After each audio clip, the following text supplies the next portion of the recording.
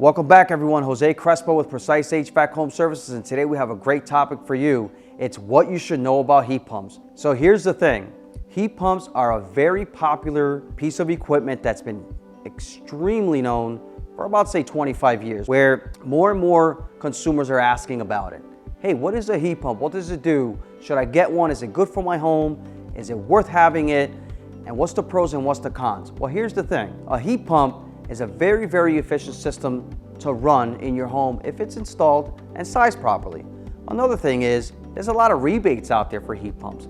You can save thousands and thousands of dollars on the back end with all these rebates and incentives that are out there. The state wants you to go green, and the greener you go, the more incentives they're giving you. So yes, heat pumps, they're very efficient. There's rebates out there. They keep your house comfortable and cool. And guess what they do also, which a lot of people don't know, because people think heat pump is for heating. Well, heat pump does cooling as well. So remember, heat pump is a very important thing to have in your home, and it's very efficient.